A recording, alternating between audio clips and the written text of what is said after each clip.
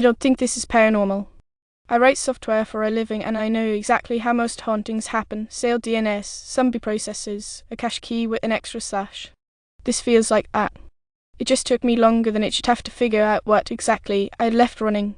I was working at a small company you have definitely seen ads for, the kind that promises to finish your sentence in any app. We had a Chrome extension, a native helper, a little neural model on the backend that tried to guess what you were typing next. It did the whole ghost text thing, faint grey suggestions that you accept with tap. You've seen it. Internally, we had two clusters, prod and staging. Staging was always a little behind, a little unkempt. There was a box named STGLB-3 we all made fun of because it wasn't a load balancer, and no one could remember why it was named that. I only mention this because names stick in your head. You can delete a server. The name takes longer to go. One Tuesday in late winter, I was writing a grocery list in Apple Notes. I have the extension installed everywhere force of habit, and yes, we were dog-feeding the suggestion engine on our personal accounts. It had learned the usual junk that I always forget: olive oil, that I alternate between yogurt and yogurt depending on how pretentious I feel. But that night it kept suggesting things I hadn't told it. It offered to get the good vinegar, a phrase my sister says. It added 3% milk, which I'd been annoyed to discover you can't actually buy at our store. It suggested cold Momphos in a completely normal way, not as a dramatic note, just slid it in between avocados and paper towels like, of course, you always put that here. I thought, okay, I've been sloppy with permissions. Maybe it's pulling from my email or my reminders. We had a feature we were testing that could personalize suggestions. Do you get the idea? I checked. Nothing was authorized. The extension had exactly one scope: read the count text field to generate a completion. It wasn't connected to any calendar or contact. Then it filled in if the garlic looks all, grab the jarred kind behind the registers, which is annoyingly specific. And true. In our store, there's a rack behind the second register with sauces and jarred garlic because they never finished sorting out the remodeling. I only knew that because I'd asked. I'd never typed that anywhere. I jailed it in my head as coincidence plus confirmation bias. I closed notes and opened Slack to message my team about something unrelated. I typed, "Can we roll the," and before I could finish, the grey suggestion appeared: rollback on STGLB-3 first. DNS is sticky. Stickier than you'd think, apparently. The next morning, I checked our routing. We had to deploy the day before, one of those boring ones where you push a harmless service, then later discover half the old connections never closed and now you're fielding weird delays. Our DNS failover for a small subset of accounts, including mine, had pointed to staging overnight due to a health check hiccup. That explained why my extension's traffic had hit STGLB-3. Only one other thing about staging was special. Months back, during a hack week, I had enabled a continual learning on that box for /b purposes. It was supposed to take telemetry, keystroke timings, and accepted/rejected suggestions and fine-tune a small on-device compatible model, neither using your own data. We never rolled it out broadly because there are 1,000 reasons that's a bad idea. But for a week we let it run on a few internal accounts, mine included, and then we turned it off. I thought we did. The cron was still there. The job failed most nights because the service it hit didn't exist anymore, but it succeeded often enough. Because no one else was sending traffic to that exact combination of endpoints, the updates it was pushing were basically me.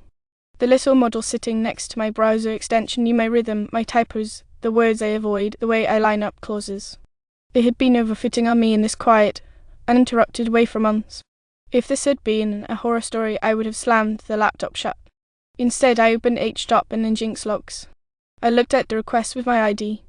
I saw the training tasks at 2:14 AM UTC. I saw it writing tiny files to a folder in my user directory named linebreak-fallback. We had this local fallback model we used when the network was flaky to get you something until the server responded. It downloaded small update packs periodically. I had forgotten it ever existed.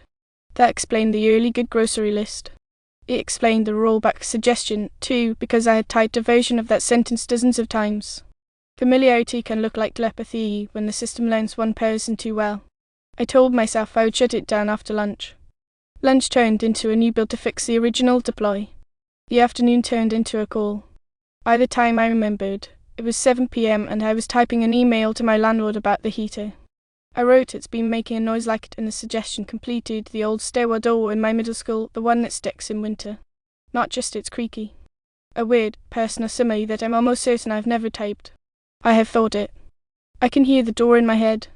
It has a specific metal scrape, a hesitating clunk.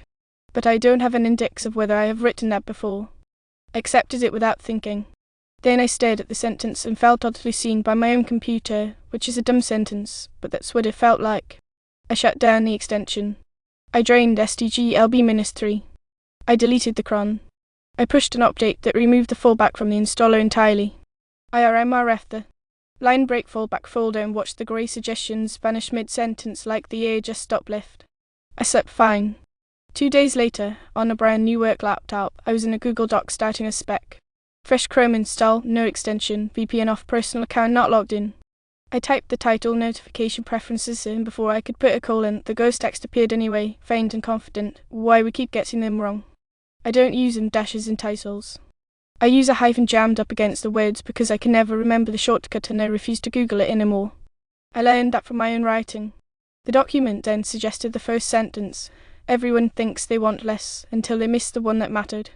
Which is, uncomfortably, exactly the way I frame every talk to sound less like a spec and more like an apology. I took a screenshot. I checked for Show Smart Compose. It was on. I turned it off. The grey text vanished. That didn't sit right. I'd used Smart Compose for years. It had never felt like me before. I'm not important enough for Google to have my file somewhere. Still, I told myself, not everything uncanny is a conspiracy of models. People write the same cliches. Maybe we all converge on the same ghost. That weekend, I opened a blank note to make a packing list for a trip. No extensions. No Wi-Fi.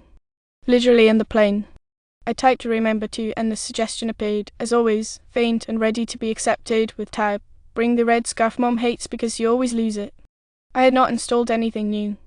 I had no network.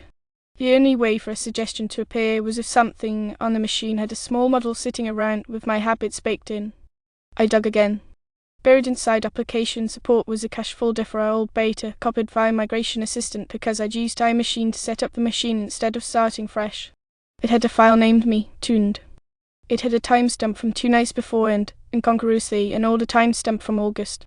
You can imagine what the comments said inside if you've ever worked with researchers shipping hack weak code. There were no comments. I deleted the folder. I emptied the trash. The suggestion stopped. I waited a minute just to make sure the quiet stayed quiet. The last thing I did was go back to STG-LB-3 in our console and finally, actually terminate it. The resource group took a second to update and then the name disappeared. The box was gone. The name was not. I realized that reads dramatic. Things leave traces. That's not a metaphor. That's just operating systems. I don't tell this to freak anyone out. There was no ghost or hoax or hidden team at a giant company training on my life. It was a much more boring path, with just enough bends to feel haunted when you're inside it, a fallback model downloading tiny bits of me to my own disk clone after I'd forgotten, a DNS record pointing to a server that had never been clean, a migration that brought an old folder onto a new laptop because computers are obedient in the worst possible way. Every once in a while, though, and this is the part that makes me hesitate right before I hit post, I'll be in a totally different app, writing a sentence that I don't think I said out loud or typed anywhere else, and there will be the grey hint, the just right adjective or the counter melody, like it's leaning over my shoulder again. It blinks in and out so fast I can't be sure if I saw it. I never press tap. It's probably nothing. It's probably me, and the way your brain wants to be completed. It's probably an old setting I missed. When I moved apartments, packing up the modem and the baseboards, I found the red scarf behind a shelf where I had blamed the dryer for months. I put it in the box labelled winter stuff. I wrote red scarf don't lose on the outside. As I wrote it, my hand hesitated at the parentheses, and I felt the shape of a suggestion arrive and then decide I didn't need it. It felt like when you think a door is going to stick and it doesn't. A tiny private relief. I still don't know if I shut the last thing down. I probably did. I think about it like this. If the only model that knew me that well was running on my own machine, then deleting it means that there's nothing left of me generating text I haven't typed.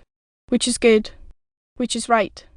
It's just strange how much I miss having something finish my thought exactly the way I would have half a beat before I knew I was going to think it.